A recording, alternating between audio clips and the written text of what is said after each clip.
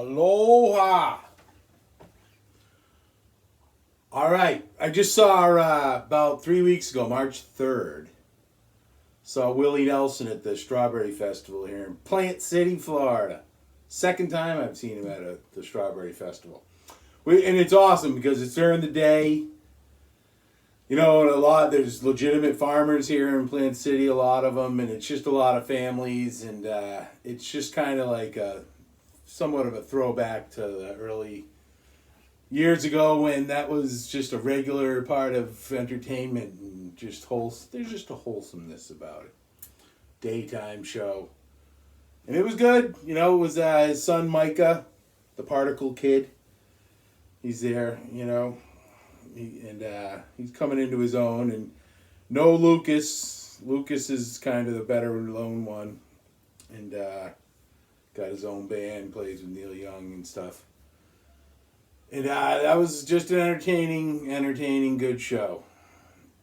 You know, it's Willie friggin' Nelson. He's sitting down all the time now, though. Last 2 times I've seen him, I saw him out in St. Augustine last year. And that was a sit down. Lucas was there at that show. Lucas and Micah. And Mickey Raphael, of course. But, so that was awesome. But a good friend, one of Willie's best friends was Roger Miller. And he, of course, wrote Husbands and Wives and this song here I'm going to do, King of the Road. And for some reason, this is like one song I feel like I've known forever. I think, you know, maybe I heard it a lot riding in the car with my dad, because he listened to country music, and that would be early 70s, mid 70s. And it may have been a commercial as well, kind of like Emily, Better Than It Has to Be. There might have been some King of the Road tie-in commercial. But I just feel like I've known it forever, and it is a great tune. And it actually got kind of reintroduced to me through the REM album, Dead Letter Office. They do a cover of it. And even in their liner notes there. And that was a collection of like EP tracks and B-sides and outtakes. They reference it as, you know, kind of a drunken take. And it was. And I'm kind of going to... The way I do it's kind of influenced by that somewhat. And so that was... They play a part in things. So let's get into the tune. Maybe we'll talk a little bit more about that stuff after. So, all right. Trailers for sale or rent, rooms to let, 50 cents. No phone, no pool, no pets. I ain't got no cigarettes, but 2 hours of pushing broom buys a 8x12 4-bedroom mama. Man of means by no means, king of the road. 3rd boxcar, midnight train, destination Bangor, Maine.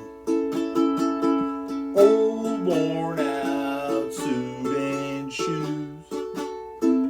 I ain't paying no union dues. I smoke old stogies I have found. Short but not too big around. Man of means by no means, king of the road.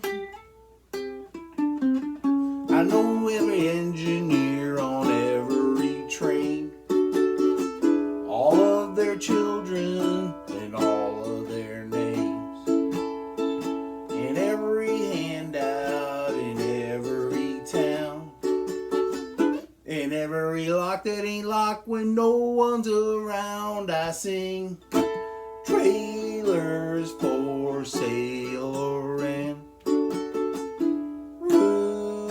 collect 50 cents on no pool, no pool, no pets. Oh, I fucked that up. I ain't got no cigarettes, but 2 hours of pushing broom buys a 8 by 12 4-bedroom mama. Ain't no means by no means king of the road.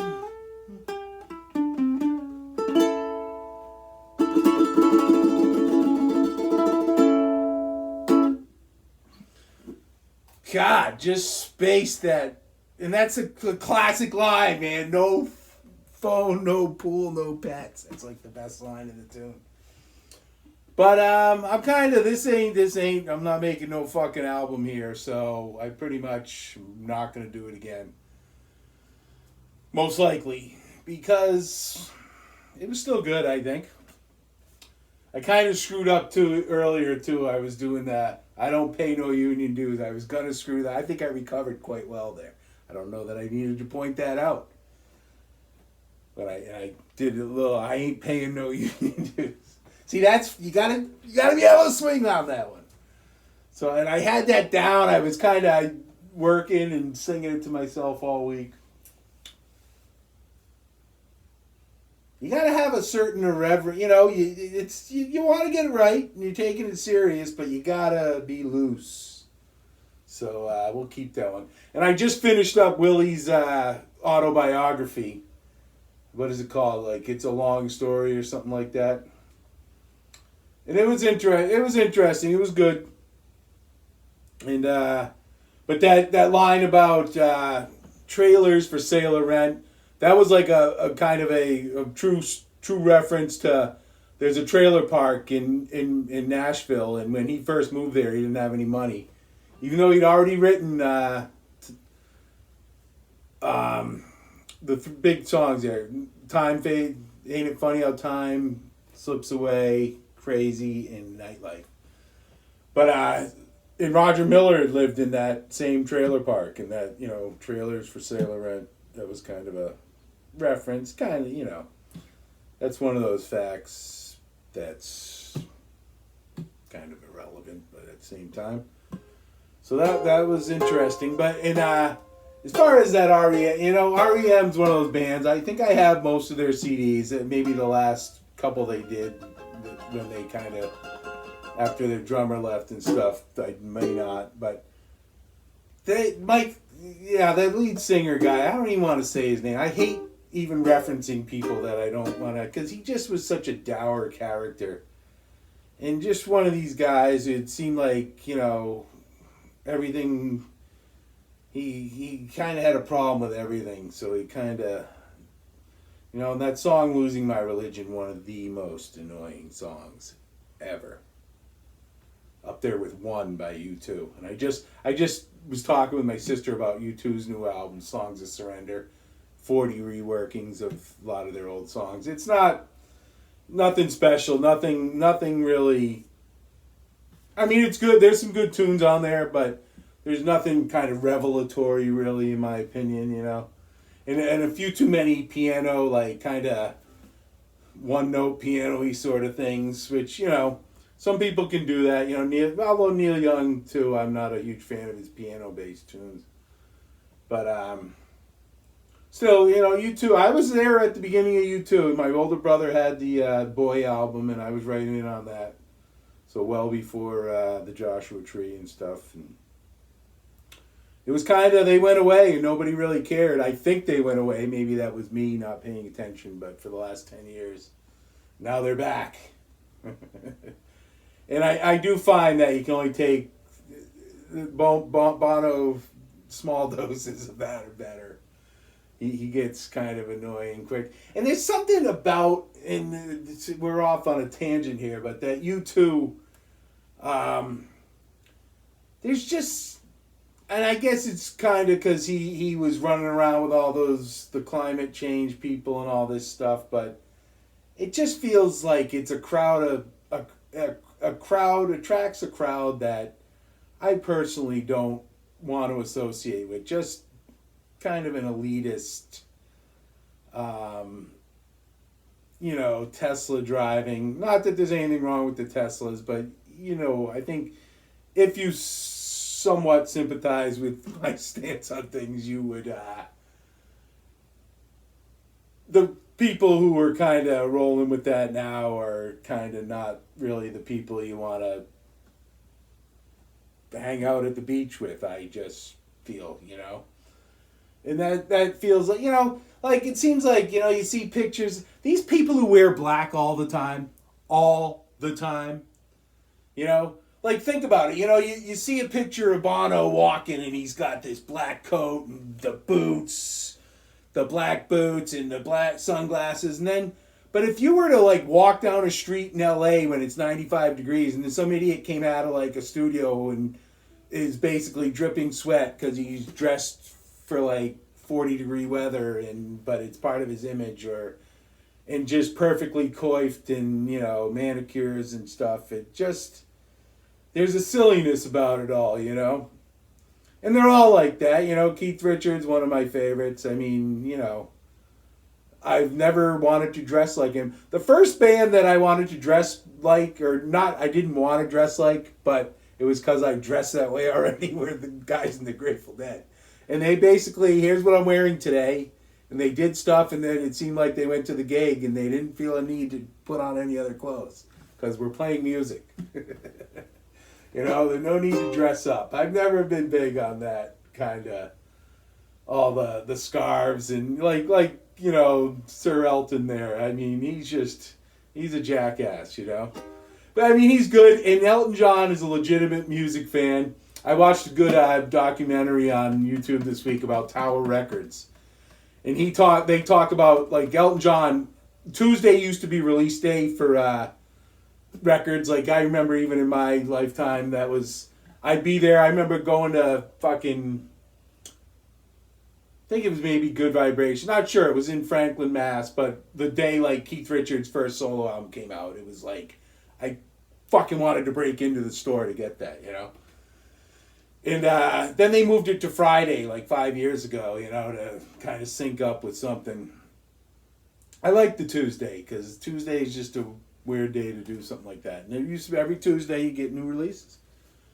But they'd say like Elton would be in there and he'd have his chauffeur with him and Elton John even says in the doc, he's like, I can say without a doubt that I spent more record money at Tower Records than anybody in history. And I don't doubt it, because he's known as being a voracious... And that's what is good about people like him. And I remember a story listening to a Carlos Santana interview where he was talking about John Coltrane. And there's some Coltrane is Coltrane. I think hopefully most people have listened to some. But he has this album, Interstellar Space, which is just out there, like really free, loose jazz, not melodic. And Santana just talks about he got one of the first, so we're talking late 60s, talking about how he got one of the first cassette machines, tape players that switched over automatically, and he just couldn't wrap his head around some of the Coltrane stuff. But he knew the people who suggested he listen to that, he respected enough. He's like, I need to fucking figure out what's going on here where I get it, where you can start listening to that and it's enjoyable, you know what I mean?